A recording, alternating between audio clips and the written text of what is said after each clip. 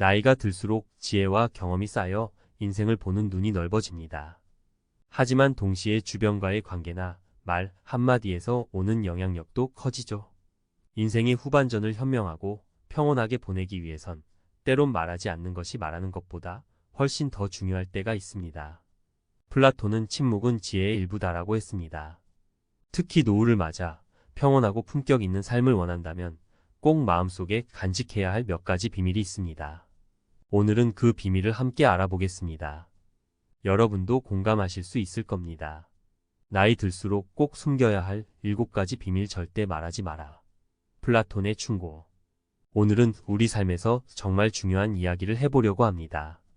나이가 들수록 삶이 더 단단해지고 지혜도 깊어집니다. 그런데요, 그런 나이가 들수록 더 중요한 게 하나 있습니다.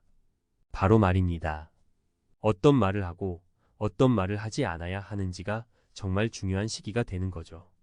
플라톤은 말했습니다. 침묵은 지혜의 일부다. 말하지 않는 것이 때로는 말하는 것보다 더 강한 메시지가 될 수 있다는 겁니다. 특히 노후를 평온하고 품격 있게 보내고 싶다면 절대 말하지 않아야 할 몇 가지 비밀이 있습니다. 오늘은 그 비밀 7가지를 함께 탐구해 볼까 합니다. 이제부터 제가 들려드리는 이야기를 들어보시고 여러분의 삶에 어떤 영향을 줄 수 있을지 생각해 보세요. 1. 자식에게 경제적 어려움을 말하지 마라. 사례부터 이야기해 볼게요. 김씨라는 70대 어르신이 계셨습니다.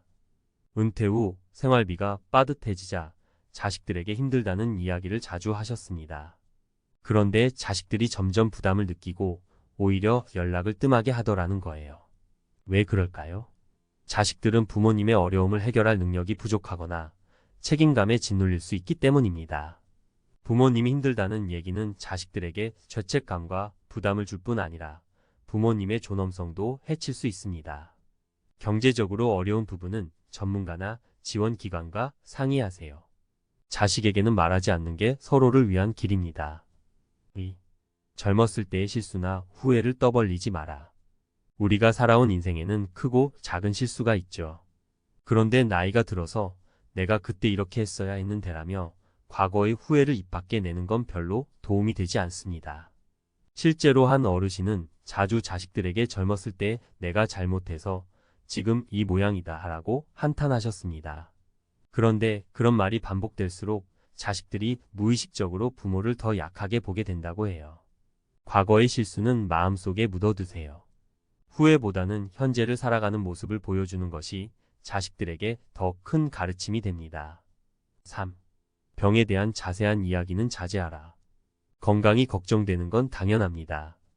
하지만 자주 아프다는 이야기를 하면 주변 사람들은 부담을 느낄 수 있습니다. 예를 들어 정씨라는 분은 자식들에게 하루가 멀다 하고 오늘은 여기저기 아프다는 얘기를 했습니다. 처음에는 걱정하던 자식들이 나중에는 그 말을 피하게 되더라는 겁니다. 병에 대한 이야기는 필요한 경우에만 꼭 의사와 상의하세요. 너무 자주 건강 이야기를 하면 상대방이 피로감을 느끼고 결국 도움을 요청해야 할 때 외면받을 수도 있습니다. 4. 과도한 재산 이야기, 상속 이야기는 신중히 다뤄라. 돈 문제는 가족 간에 가장 큰 갈등을 일으킬 수 있는 주제입니다.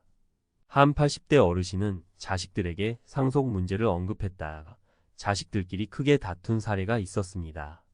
본인은 단순히 의견을 묻는 거였다고 하지만 자식들에겐 상속의 공정성 문제가 큰 감정 싸움으로 번진 겁니다. 재산 문제는 필요할 때 법률 전문가와 상의하고 자식들끼리 비교나 다툼이 생기지 않도록 명확히 정리하세요. 지나치게 자주 언급하거나 불필요한 이야기를 하면 갈등만 키울 뿐입니다. 5. 다른 사람의 단점을 말하지 마라. 김 어르신은 친구 모임에서 자주 저 친구는 왜 저렇게 게으를까? 라며 다른 사람의 단점을 말하곤 했습니다. 그런데 시간이 지나면서 친구들은 김 어르신을 피하기 시작했죠. 왜냐고요? 다른 사람의 단점을 말하는 사람은 결국 자신의 단점도 남들 사이에서 이야기할 가능성이 높다고 생각되기 때문입니다. 다른 사람의 단점은 입 밖에 내지 않는 것이 품격 있는 노후의 중요한 자세입니다. 6. 정치적, 종교적 의견을 강요하지 마라. 정 씨는 친구들과 만날 때마다 특정 정당을 지지해야 한다거나 종교적 신념을 강하게 피력하셨습니다. 그런데 친구들이 점점 모임에서 자리를 뜨는 일이 잦아졌습니다. 정치나 종교는 개인의 신념에 따라 다를 수 있는 주제입니다. 상대방의 생각과 다를 때 이를 강요하면 오히려 관계가 단절될 수 있습니다. 다양한 의견을 존중하고 내 생각을 강요하지 않는 것이 관계를 오래 유지하는 방법입니다. 7. 혼자라는 외로움을 계속 말하지 마라. 어떤 어르신은 주변 사람들에게 자주 나 혼자야, 외롭다는 말씀을 하셨습니다. 처음에는 안타깝게 여기던 사람들이 시간이 지나면서는 부담을 느끼기 시작하더라고요. 외로움을 자주 이야기하기보다 스스로 해결하려는 모습을 보여주는 게 중요합니다. 새로운 취미를 찾거나 지역 모임에 참여하면서 외로움을 해소하는 것이 더 건강한 방법입니다. 나이 들수록 말의 품격을 더하는 방법. 전문가의 조언. 안녕하세요, 여러분.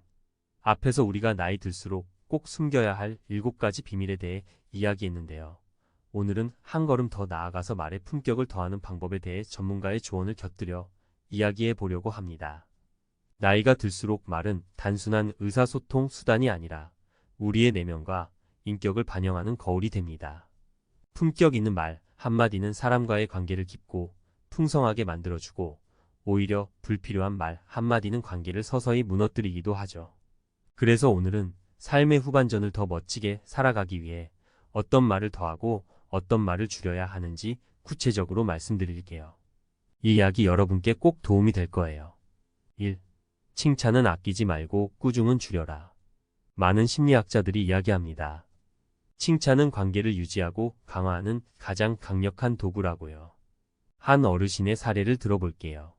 이분은 손주들에게 늘 너 참 똑똑하구나, 너는 정말 특별한 아이야 라고 칭찬을 아끼지 않으셨습니다. 그러다 보니 손주들이 할머니와 함께 있는 걸 너무 좋아하고 무슨 일이 생기면 가장 먼저 할머니에게 찾아가더라는 거예요. 반대로 꾸중은 점점 줄이는 것이 중요합니다. 특히 가까운 가족일수록요. 칭찬은 상대방의 마음을 열게 하지만 꾸중은 그 마음을 닫게 하니까요. 2. 듣고 싶은 말을 건네는 연습을 하라. 언어학 전문가들은 이렇게 말합니다. 말은 부메랑이다. 내가 던진 말은 결국 나에게 돌아온다. 여러분도 한번 생각해 보세요. 고맙다, 사랑한다, 수고 많았다 같은 말을 듣는다면 기분이 얼마나 좋을까요? 그렇다면 내가 먼저 그 말을 건네보세요. 예를 들어 한 60대 어르신은 매일 아침 배우자에게 오늘도 당신 덕분에 행복해라고 말을 건넨다고 합니다. 처음엔 쑥스러웠지만 시간이 지나니 배우자도 더 자주 고마움을 표현하게 됐다는 거예요. 먼저 듣고 싶은 말을 건네는 것, 관계를 건강하게 만드는 비결입니다. 3. 상대방의 말을 끝까지 들어주는 습관을 가져라. 대화에서 가장 중요한 건 내가 말하는 것보다 상대방의 말을 듣는 것입니다. 심리 상담 전문가들은 이렇게 조언합니다. 누군가의 말을 끝까지 들어주는 것만으로도 상대방은 존중받는 느낌을 받는다. 한 어르신은 친구들과 만날 때마다 자꾸 이야기를 가로채거나 자신의 이야기를 덧붙이느라 상대방의 말을 끝까지 듣지 않았다고 합니다. 시간이 지나면서 친구들이 점점 멀어지기 시작했죠. 반대로 말을 끝까지 들어주는 어르신들은 언제나 주변에 사람들이 많습니다. 듣는 것도 말하는 만큼 중요한 기술입니다. 4. 불필요한 자기 자랑은 삼가라. 우리가 자랑을 할 때 듣는 사람은 대부분 이렇게 느낍니다. 나한테 이런 말을 해서 뭐가 좋을까? 한 사례를 볼게요. 박 어르신은 모임에서 늘 자신의 과거 이야기를 꺼내며 내가 젊었을 땐 말이야, 이런 일도 했었지라고 자랑을 하셨습니다. 그런데 시간이 지나면서 친구들이 박 어르신을 피하기 시작했어요. 왜냐하면 그 이야기가 반복되니까 듣는 사람이 지치게 된 거죠. 자기 자랑 대신 상대방의 이야기를 칭찬하거나 그들의 장점을 찾아보세요. 그러면 관계가 훨씬 더 깊어질 겁니다. 5. 말 속에 감사를 담아라. 감사하는 마음을 표현하는 것은 어떤 관계에서든 가장 강력한 긍정 에너지를 만들어냅니다. 한 어르신은 아침마다 자신을 도와주는 간병인에게 고맙다, 내가 있어, 내가 편안하다라는 말을 건넨다고 합니다. 그런데 그 간병인은 매일 더 열심히 일하려는 마음이 생긴다고 말했어요. 말 속에 담긴 감사는 말하는 사람도 행복하게 하고 듣는 사람도 행복하게 합니다. 감사를 표현하는 연습을 해보세요. 그 효과는 생각보다 훨씬 클 겁니다. 6. 상대방의 상황을 이해하고 맞춰라. 언어 심리학자들은 말합니다. 말은 상황에 따라 다르게 쓰여야 한다. 상대방의 나이, 기분, 상황에 맞춰 말을 해야 상대가 더 잘 받아들일 수 있습니다. 예를 들어 손주들과 대화할 땐 너무 무거운 주제를 꺼내지 말고 가벼운 농담이나 칭찬으로 대화를 시작해 보세요. 친구들과 이야기할 땐 그들의 관심사를 먼저 물어보고 그에 대해 대화를 이어가세요. 상대방이 듣고 싶어하는 방식으로 말하는 것, 그것이야말로 진정한 대화의 기술입니다. 7. 과거보다 미래를 말하라. 마지막으로 나이가 들수록 과거에 대한 이야기가 많아지는 경향이 있습니다. 그런데 과거의 이야기만 반복하면 상대방은 쉽게 지루함을 느끼죠. 한 어르신은 이런 조언을 실천하셨습니다. 손주들과 대화할 때 내가 예전에 이랬다는 이야기 대신 너는 커서 어떤 꿈을 이루고 싶니? 앞으로 우리 가족 여행 가면 어디가 좋을까? 같은 미래에 대한 이야기를 하셨습니다. 그러다 보니 손주들이 더 적극적으로 대화에 참여하고 할아버지와의 시간을 즐기게 됐다는 거예요. 과거는 가끔 꺼내대 더 많이 이야기해야 할 건 바로 미래입니다. 미래에 대한 긍정적인 대화를 나누는 것만으로도 삶은 훨씬 밝아집니다. 전문가의 마지막 조언. 품격 있는 말이 노후를 더 빛나게 한다. 여러분 말은 인생을 반영합니다. 품격 있는 말은 품격 있는 삶으로 이어지고 말이 평온하면 우리의 관계도 평온해집니다. 오늘부터 실천해볼 작은 목표를 세워보세요. 하루에 한 번 고맙다라고 말하기. 하루에 한 번 상대방을 칭찬하기. 불필요한 이야기를 삼가고 들어주는 연습을 해보기. 결론. 나이가 들수록 말의 품격이 삶의 품격이다. 나이가 들수록 우리의 말은 단순한 대화가 아니라 우리 내면의 깊이를 드러내는 도구가 됩니다. 불필요한 말은 줄이고 의미 있고 품격 있는 말을 늘리는 것, 그것이 행복한 노후를 만들어가는 비결입니다. 1. 감사를 담아라. 고맙다 한마디가 관계를 따뜻하게 만들고 수고 많았다는 말이 상대방의 마음을 움직입니다. 2. 칭찬을 아끼지 말라. 칭찬은 상대방에게 날개를 달아주는 힘을 가지고 있습니다. 가족, 친구, 주변 사람들에게 더 자주 칭찬을 건네세요. 3. 불필요한 말은 줄이고 상대방의 말을 들어라. 듣는 것이야말로 진정한 대화의 시작입니다. 상대방의 이야기를 끝까지 듣는 습관이 곧 존중과 신뢰로 이어집니다. 4. 과거에 머무르지 말고 미래를 이야기하라. 과거의 이야기는 추억이 될 수 있지만 너무 집착하면 관계를 무겁게 할 수 있습니다. 미래를 바라보는 긍정적인 이야기가 사람들과의 대화를 더 밝게 만듭니다. 5. 침묵의 가치를 알아라. 말하지 않는 것이 때로는 더 큰 지혜와 존중을 보여줄 수 있습니다. 꼭 필요한 말만 하고 말의 무게를 지키는 것이 관계를 오래 유지하는 열쇠입니다. 품격 있는 말, 품격 있는 삶. 플라톤이 말했듯이 침묵은 지혜의 일부입니다. 우리의 말 한마디, 한마디가 우리의 삶을 더 평온하고 아름답게 만들어줄 수 있습니다. 오늘부터 말의 품격을 높이는 연습을 시작해 보세요. 그것이 여러분의 삶을 더 빛나게 할 것입니다.